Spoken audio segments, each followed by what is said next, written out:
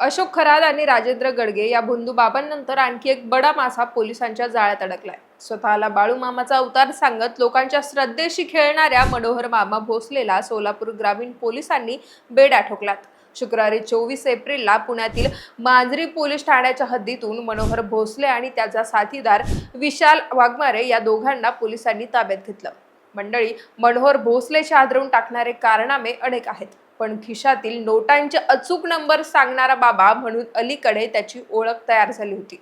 याशिवाय मनोहर मामाच्या रूपात साक्षात बाळू मामा येत असल्याचं ऐकल्यानंतर अमावस्या पौर्णिमेला त्याच्या मठात भक्तांची मोठी गर्दी होत होती। राज्यातून तसंच परराज्यातून लोक येऊ लागले होते। महत्त्वाचं म्हणजे वेगवेगळ्या राजकीय पक्षातील नेते आणि संधी अधिकारीही त्याच्या दरबारात हजेरी लावायचे। राज्याचे उपमुख्यमंत्री एकनाथ शिंदे, शरद पवार, खासदार सुप्रिया सुळे यांच्यासारख्या दिग्गज नेत्यांसोबतचे मनोहर मामाचे फोटो सध्या व्हायरल होतात। त्यामुळे त्याच्यावर झालेल्या कारवाईनंतर सामाजिक आणि राजकीय वर्तुळात मोठी खळबळ उडाली आहे। धक्कादायक म्हणजे या आधी देखील सोलापूर आणि पुणे ग्रामीण पोलीस ठाण्यांमध्ये मनोहर भोसलेवर 4 गुन्हे दाखल आहेत। बलात्कार, आर्थिक फसवणूक आणि भोंदूगिरी संदर्भातले हे गंभीर गुन्हे आहेत। या प्रकरणामध्ये अटक झाल्यानंतर त्याला जेल सुद्धा झाली होती। सध्या तो जामिनावर बाहेर आहे, मात्र तरीही त्यानं त्याच्या कारनामे चालूच ठेवले। दरम्यान आता एका बड्या व्यापाऱ्याची मोठी आर्थिक फसवणूक केल्यानं पोलिसांनी त्याला पुन्हा एकदा ताब्यात घेतलंय। पण या मनोहर मामाची नेमकी स्टोरी आहे तरी काय? डेड नापास आणि रस्त्यावर बोंबील मासे विकणारा मनोहर बाळू मामा कसा झाला, तो भक्तांना कसा लुबाडायचा, जाणून घेऊयात या व्हिडिओच्या माध्यमातून। नमस्कार, मी पूजा आणि आपण पाहताय देदनका।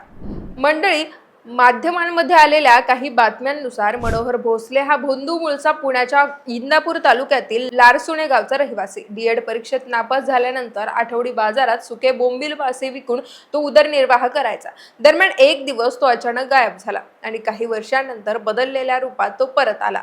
साक्षात बाळू मामा आपल्यावर प्रसन्न झाले असून त्यांचा आशीर्वाद असल्याचा दावा तो करू लागला। पण त्याच्या परिसरात त्याला कोणी भाव देत नसल्यानं त्याने सोलापूर जिल्ह्यातील उंदरगाव परिसर गाठला आणि तिथे स्वतःचा मठ स्थापन केला। बाळू मामाचा अवतार असल्याचं सांगितल्यावर अमावस्या पौर्णिमेला त्याच्या या मठात भक्तांची गर्दी व्हायला सुरुवात झाली। बाळू मामाच्या नावानं तो भंडारे करायचा, वेगवेगळ्या गावांना भेटीगाठी देऊन स्वतःचं पाद्यपूजन करून घ्यायचा, कारण आता तो अनेकांचा गुरुवर्य सद्गुरू श्री मनोहर मामा भोसले झाला होता। दरम्यान त्याचं प्रस्त झपाट्याने वाढल्यानंतर त्याने सोलापूरच्या करमाळा तालुक्यातील घोटी या ठिकाणी श्री मनोहर धाम मठाची स्थापना केली। या मठातून तो अमावस्या पौर्णिमेला आलेल्या भक्तांचं भविष्य बघायचा। असाच आणखी एक मठ त्याने कर्नाटकातील गाणगापूर येथे देखील स्थापन केला। त्याच्या मठामध्ये हजारो लोक गर्दी करतात। या ठिकाणी धार्मिक कार्यक्रमांसह तो श्री दत्त जयंती सोहळे आयोजित करायचा।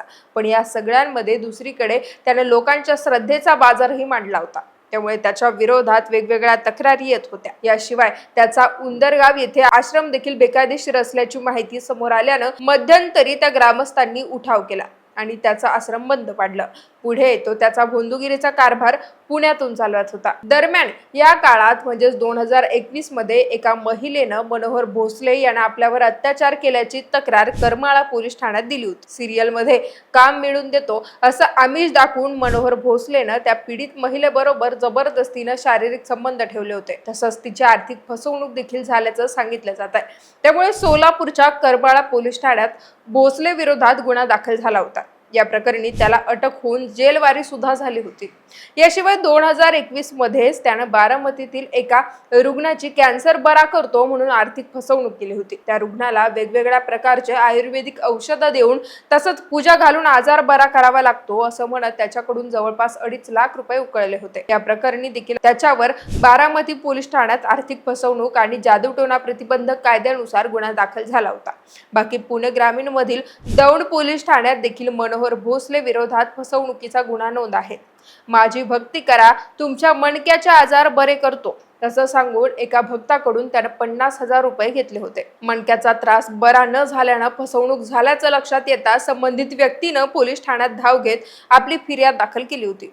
कॅन्सर सारखे दुर्धर आजार देखील मंत्रतंत्रानं बरे करण्याचं खोटं आश्वासन तो भक्तांना द्यायचा आणि त्यांची आर्थिक फसवणूक करायचा। या पैशांच्या आधारावरच त्यानं स्वतःचं प्रस्थ वाढवलं. मंडळी, मनोहर भोसलेवर भक्तांच्या श्रद्धेचा गैरफायदा घेत त्यांना लुबाडल्याचे असे गंभीर आरोप आहेत. दुसरीकडे सोशल मीडियावरील त्याचा अकाउंट तपासले असता त्याची रॉयल लाईफस्टाईल आणि त्याचा भक्तीचा बाजार स्पष्टपणे दिसून येतो. पण महत्वाची गोष्ट अशी आहे की वेगवेगळे गंभीर गुन्हे दाखल होऊन आणि जामिनावर बाहेर येऊनही मनोहर भोसलेनं त्याची भोंदूगिरी सुरूच ठेवली. लोक सुद्धा त्याच्या या भोंदूगिरीला बळी पडत गेले. एवढंच काय तर उपमुख्यमंत्री एकनाथ शिंदे, शरद पवार, सुप्रिया सुळे अशा नेत्यांसोबत मनोहर भोसलेच्या भेटीगाठी झाल्याचे फोटो आता समोर आलेत.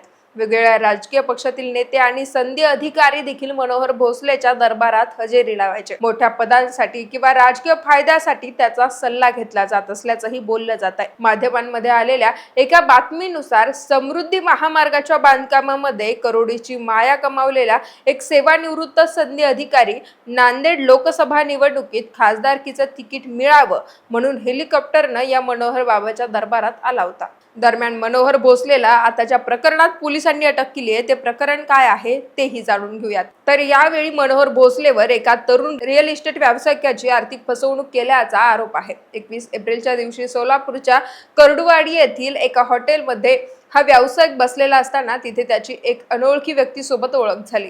तुम्ही आर्थिक अडचणीत आहात का? मनोहर भोसले यांच्याकडे काळ्या जादूची अघोरी विद्या आहे. त्या विद्येचा वापर करून तुम्हाला त्या आर्थिक अडचणीतून बाहेर काढतील असं म्हणत त्या अनोळखी व्यक्तीनं व्यावसायिकाचा विश्वास संपादन केला. त्यानंतर मनोहर भोसलेला व्हिडिओ कॉल करून आर्थिक अडचणीची माहिती दिली.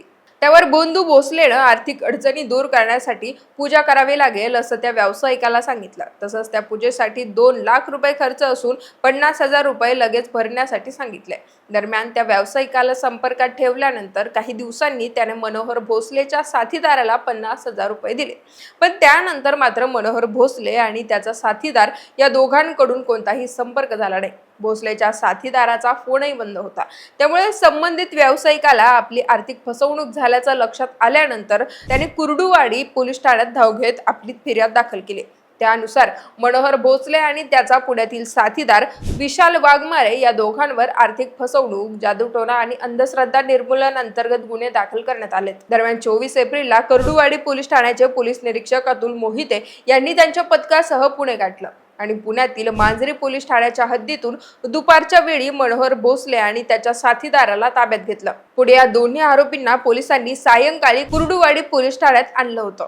शनिवारी त्यांना माढा न्यायालयासमोर हजर केलं जाणार असल्याची माहिती PI अतुल मोहिते यांनी दिली होती. तर सोलापूर ग्रामीणचे पोलीस अधीक्षक अतुल कुलकर्णी यांनी या संदर्भात माहिती देताना सांगितलं की मनोहर मामा भोसले याच्यावर याआधी 4 गुन्हे दाखल झालेले आहेत. सोलापूर ग्रामीण आणि पुणे ग्रामीण मध्ये हे गुन्हे दाखल झाले होते. बलात्कार, विनयभंग, आर्थिक फसवणूक आणि जादूटोणा कायद्यानुसार त्याच्यावर गुन्हे दाखल आहेत. वरिष्ठांच्या आदेशानुसार या सर्व गुन्ह्यांमध्ये आम्ही खोलवर जाऊन तपास करणार आहोत. तसंच या भोंदूबाबाच्या विरोधात आणखी कुणाच्या तक्रारी असतील तर त्यांनी पुढे यावं, आम्ही कारवाई करू असं आवाहन पोलीस अधीक्षकांनी केलंय.